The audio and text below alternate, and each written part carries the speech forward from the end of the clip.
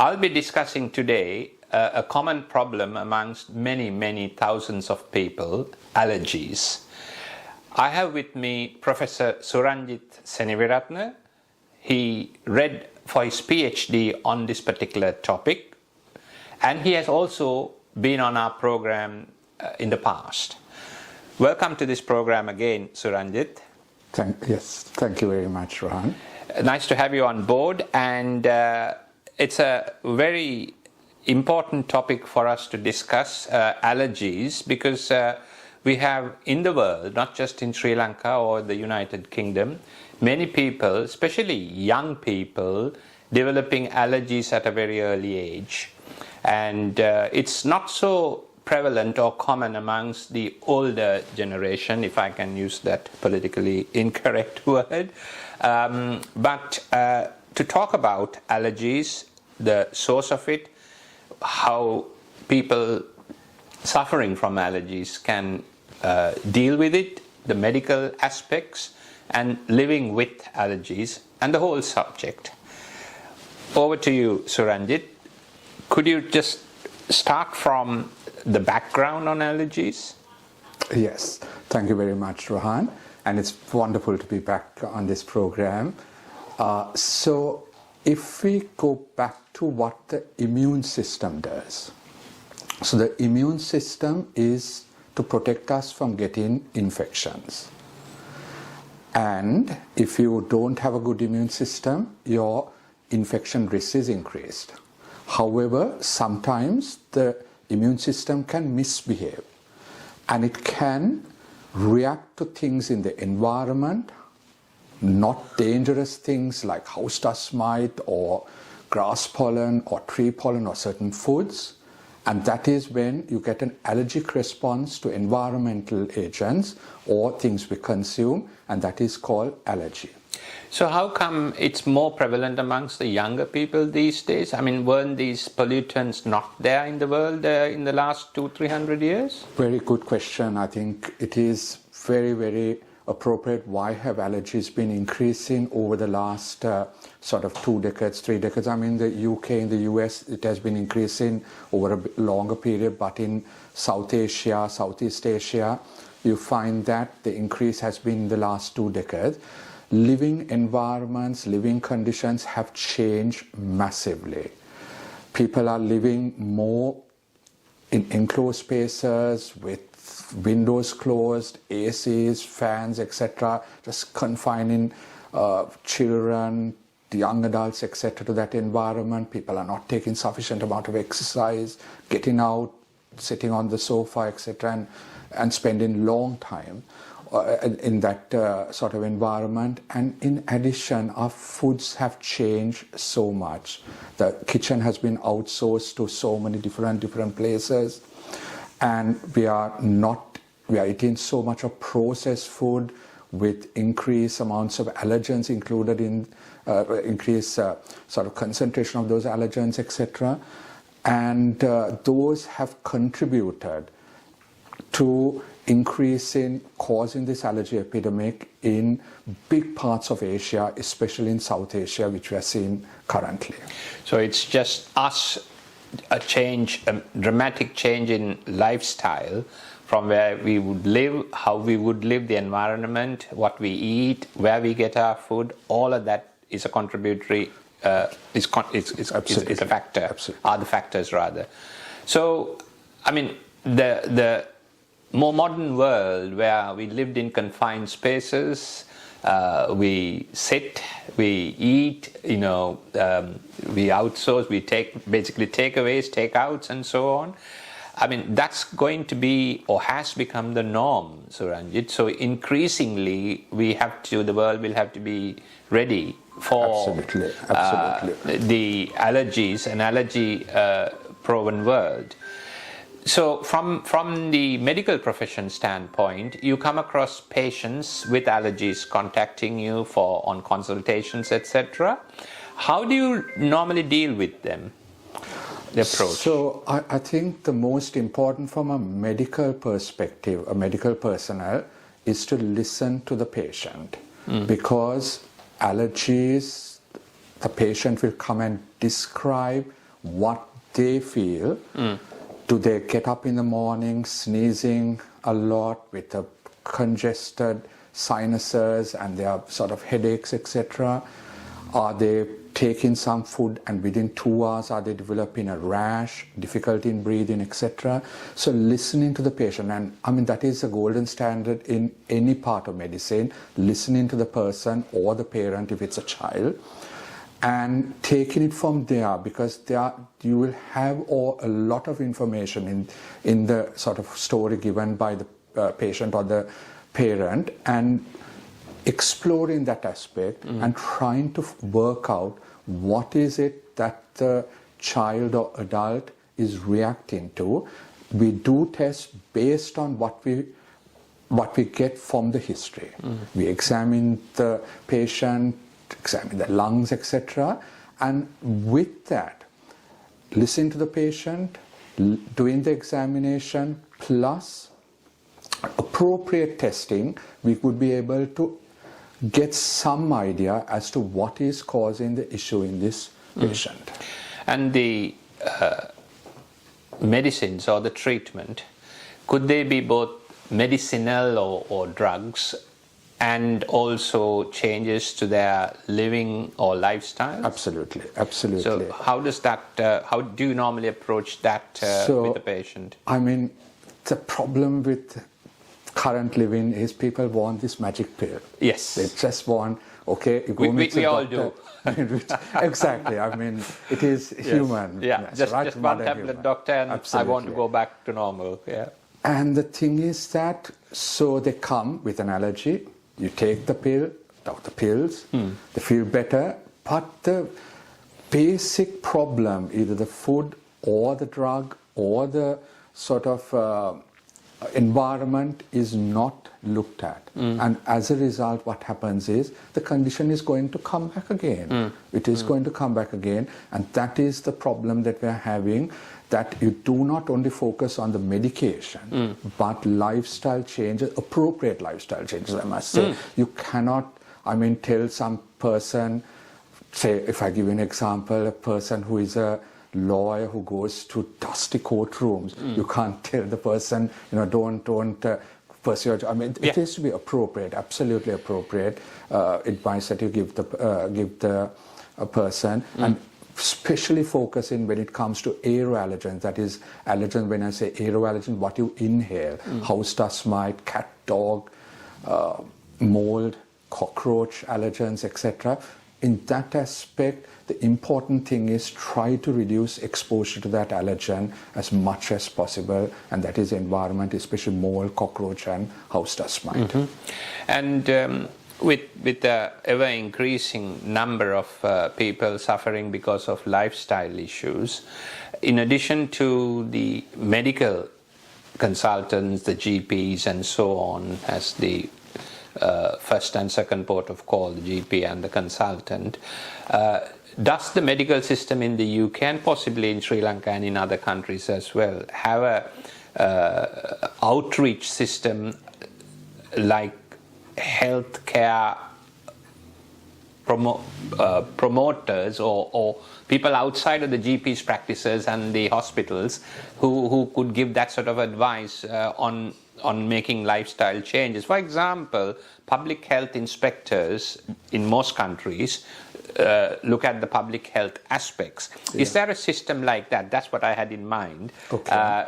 Outside of the immediate medical personnel, an outreach, so to speak, for this type of advice and, more practical advice? I think that's a very, very appropriate question, because it's not only the person, the doctor or the specialist nurse at a clinic who is responsible with the parents and the child or the young adult or the older adult for allergies, because there are so many other people involved in the loop. I mean, such an educational program like this, again, increases knowledge about different allergies, how you can avoid it, how you can detect it early, how you can treat it. Secondly, if you look at a school child, the teacher, the school nurse, etc., plays such a vital role in this process, because telling them about allergies, etc., they would be able to identify, because the child spends quite a lot of time in school. Absolutely. And the teacher would be able to detect that, and they could inform the parent and then take steps from there. So in addition, the other important thing about the general community knowing about allergies is when people go to restaurants, etc. That's extremely important. I mean, now in the UK, many restaurants, they would ask, do you have any allergies, etc., food restrictions. And even before events, you are asked this so that they can cater appropriately. I know in Sri Lanka, bigger institutions are asking that, but that is slowly percolating down into the community, even in Sri Lanka, and that is an important thing to consider.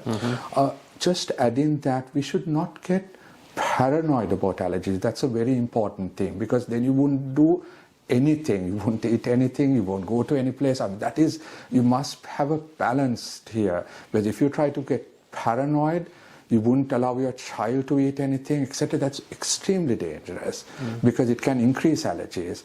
So in the same way, you must not take a sort of a attitude that, you know, this doesn't exist at all. That is the other extreme, which is really bad. And you did your PhD on allergies, as I introduced you at the outset of the program. What made you select this particular subject as a specialist area? So I think, in like most things in life, you fall into certain aspects and career pathways and career choices, etc. I think when I came to Oxford, my first project that I attempted because I was coming from a very clinical background. And then From Sri Lanka? From Sri Lanka. Yeah. Got a Commonwealth Scholar and came to Oxford. Came from it was a very clinical background where I had even not had much lab experience. Yeah, this is another important point. I know we're talking about allergies, but I'm one of those exponents, or I normally ask people not just being a good professional, but look at on a overall basis. So you are saying the same thing. When you came from Sri Lanka, you had all the right qualifications, etc. But the practical exposure that we learn from Sri Lanka is very different to what we are exposed to in the UK, especially in higher education as well as in jobs. So yeah, please go ahead. Yeah. So then I started a project as early stages of a PhD, quite an ambitious project. And after 6 months, that was really not going too far. And it was a very, very tricky project. And then I had to get back into clinical medicine because I'm a clinician primarily. I had to get back to clinical medicine. And that was a stage, one of my supervisors was a dermatologist. And the process of allergy, looking at atopic dermatitis or eczema and asthma came into focus. And that was looking at house dust mite in asthma and eczema and the immune responses, immune system with relation to that. So it was, I think, it was not preconceived from the time I came from Sri Lanka to do this, because when I came way back in the last century, actually in 1999, there was, allergy in Sri Lanka was, not something that people were focusing on, because at that stage, people, what is this allergy? But now, if you speak to anyone, they would be telling you about the different allergies that they are having. It can be skin, it can be lung allergies, it can be stomach symptoms in their gastrointestinal tract, and that is quite an extensive. Drug allergies is a big problem that has come into focus due to different reasons in Sri Lanka. Currently, it has been around the world, but I think that was how things have changed over the last 20 odd years, where people were not focusing too much on allergy, and then suddenly an area that I did my PhD on, I suddenly found that it is a very important subject in the current climate. So whilst the the magic pill that we're looking for from all our medical ills is far, far away, and perhaps it will keep going further away. You identified the lifestyle changes that we have gone through. So now possibly that is the real cause, the genesis of the ills, so to speak. Medication that Western medicine quite rightly offers is to treat the symptoms as opposed to the cause of it. In relation to research, Western medical research is concerned, do you have any idea where we are today in general terms of finding the causes? I mean, for example, there are various types of allergies that you highlighted and mentioned, and food allergies, environmental allergies, aero is mentioned, and so on, intestinal, and so on. So it's a very complex area, but where is research, scientific research, in this area at the moment? Very good. So, as you have correctly pointed out, Rohan, you take a history, you examine, try to find out what is the underlying, because if a child is reacting to milk, you know that you'll have to cut it out from the diet for different lengths of time, or nuts, etc. In Sri Lanka, beef allergy is an issue. Can I interrupt you there? So beef allergies, cashew nuts, now from times immemorial, people have eaten these foods. The older generation didn't have it, but the younger generation, I suppose 40s and below, are getting this. Is that because of lifestyle, or is it because something that goes into the animal or the plant? So it can be twofold. I mean, I would put lifestyle plays a major role, because genetics cannot change so soon. Because one of the causes, I mean, in many medical conditions, we say genetics combining with environmental changes giving rise to the condition. When it comes to genetics, genetics can't change in 1 decade or 2 decades. Sure, genetics alone. Genetic. I mean, there is an additional part which I would not go into great detail at the moment, where environment can change something called, make some changes, and it's called epigenetics, above genetics, but we won't go into detail about that. Right. But the important thing is, how do we process our food? How do we prepare our food? How is the environment? I mean, good example, if you take Sri Lanka, many a person is now moving into apartments, high-rise apartments, with everything closed, AC is directly on the child's sort of face when they're sleeping, dust in big amounts within the house. So those are the ones that can contribute a lot to the increase in allergy. And the important point that you raised is the pattern of allergy can change from country to country, and that is so important. You cannot look at the UK or the US and say, okay, these are the allergens here, so it has to be the same in Asia, in South Asia, in India, in Sri Lanka. Allergens do change. We have, if I give you an example, sarana, katurumurunga. Allergies which you see in Sri Lanka, you just do not see them here. Beef is a very much common allergen. So, I mean, like that, you have to know the patterns that are there in the specific country to be able to identify it and then treat them appropriately. I see. I think I need to add here, even in native medicine or Ayurvedic medicine, the cause of the problem is treated.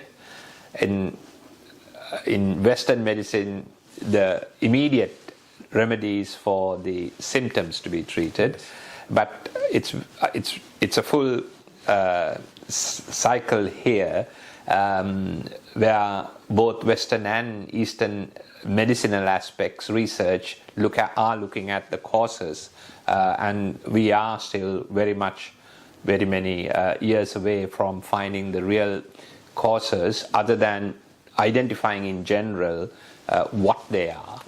And I think it's very timely advice, Suranjith, that you are giving to our viewers today, and because something that we all have in one way or the other. Some have it in very minor proportion, the others have it in very significant aspects, so to speak.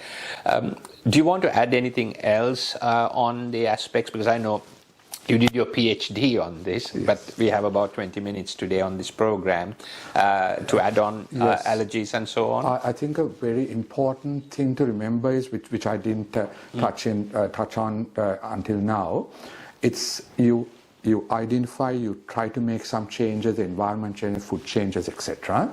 Second thing is you give symptomatic treatment, so antihistamines, plus other things like inhalers, etc. But there is a treatment that can change that, and that is called desensitization, which I should mention here. Because desensitization, you become sensitized. That is, when you meet the allergen the first time, you become sensitized, and when you meet it the second time, you can have the reaction. So desensitization, which we use quite widely in the UK for grass pollen, tree pollen, cat, dog, house dust mite, mold, etc. You use small amounts of allergen to be taken as a tablet most often now, every day, for about 3 years, and then you desensitize the patient. So that is an important thing, but that should be given only to appropriate patients who have suboptimal improvement with general medical treatment. So it's certainly under medical supervision and subject Absolutely. to prescriptions, not necessarily over the top, over the counter rather medicines. So that's an important point, because desensitizing the person of the allergy.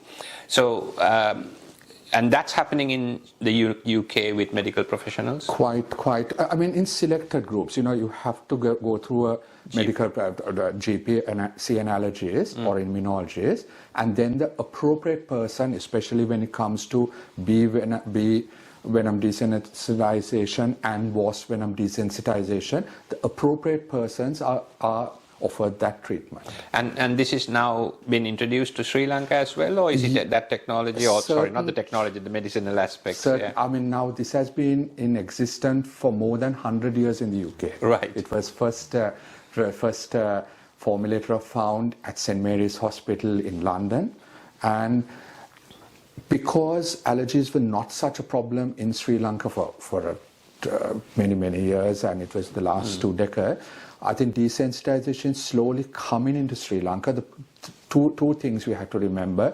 Number one is the appropriate selection of the child or the adult. And the second thing is it has to be taken for a certain period of time. And the third one is there is a cost element involved. So if the condition is affecting the child or the adult in a very important or very critically important way, then you would think of desensitization. And that is the group which a good medical personnel must look into, and then make the decision with the patient or the patient's parents. I see. That's really helpful. Yeah. Could I just add in one additional thing? Of course. Not every symptom that a person gets is an allergy. That's a very important thing to remember, because as South Asians, if I take an example of milk, the enzyme that breaks down milk is called lactase. Lactose in milk is called lactase. And a lot of us find that as we go to middle age, the amount of lactase reduces, and we find it difficult to manage the intake of milk. And then you get abdominal symptoms when you take milk. Now, that is not an allergy, that is an intolerance. I see. Very important thing to remember. This is an important point. I think I want you to expand on the intolerance versus the allergies, because I'm obviously not a medical person, but in my mind, something that was an intolerant food would, in my mind, cause an allergy. And to me, they were more or less, not identical, similar words, allergies and intolerances. Expand on that, because it's a very important point. I think it's, yeah. So I think that's, again, a very, very important question you asked, Rohan, because in the community, everything is, I have an allergy. But we must remember, allergy is an immune response. But there are so many intolerances that people can have: wheat intolerance, milk intolerance, etc. There, what happens, and you might ask, why should we differentiate? Because if it's an allergy, the condition can potentially end up with severe consequences. If you eat a nut, peanut, if you take milk or egg, etc., when you're allergic to that, it can end up with anaphylaxis, severe allergies. While intolerances are generally, the allergy tests are negative, intolerances are generally troublesome. You get bloating, you get sort of uncomfortable sensation, etc., but they would not lead to anaphylaxis, severe allergies where children or adults have to carry EpiPens, etc., to treat the appropriate condition. So something like the irritable bowel syndrome, IBS, is that due to intolerances as opposed to allergies, or is that something that you want to expand in? Yes. So irritable bowel syndrome has been with us for age, and it's it's a very loose term which people use, multifactorial. And patients just don't like that if you mention the word multifactorial, because many factors, it doesn't mean too much. But there are several reasons for that. One is intolerance, especially wheat, etc., can contribute. You must not say it is the cause. It can contribute. Small intestinal bacterial overgrowth, because we have good bacteria, but sometimes certain bacteria, if it overgrowth, it can cause irritable symptom. Or if the intestines, the movement of the intestines are what we call dysregulated, or it's not functioning, doing what it has to do, the moving in the same way, then you can get irritable bowel syndrome. So when a person sees a doctor with irritable bowel syndrome, the most important always is to get a proper history. Without a proper history, how can you advise a person on the things to avoid, on things to do, things that can reduce the symptom, things that will aggravate the symptom? If you know what the person is doing and you know what is aggravating the symptoms, you can give them appropriate advice rather than give them inappropriate advice before starting them on tablets, etc. Thank you, Suranjith, for that great description and discussion on the causes and how it can be dealt with and so on, and also highlighting the intolerances versus the allergies and so on. Do you want to add anything else for our viewers, or we sort of covered it all? I think it is, as I told sometime a few minutes ago, it is taking a sort of a pragmatic, logical step to this. People can get allergies at any age. That's an important thing. Because many people come and say, I've been eating this food for the last 50 years and now I can't eat the food. You can get it at any age. If you have symptoms, see the appropriate physician. Get somebody to listen to you, give you proper advice, and don't take it as, this is the pill, I just take it for 1 week and I'll be absolutely fine following that. You have to combine that advice together with appropriate lifestyle changes that can be ascertained or found out from the person taking a good history and documenting what is the thing that is driving this condition in the person. Thank you, Suranjith, for that timely and practical advice that you have shared with us today. And I'm grateful on behalf of all our viewers, on behalf of Sathyajith Creations and on this program, to Professor Suranjith Seneviratne for having come over to the studios here and shared his experiences both professionally and practically on a very sensitive topic on allergies. Thank you so much again for this program. It's Professor Suranjith Seneviratne. Thank you and goodbye. Goodbye.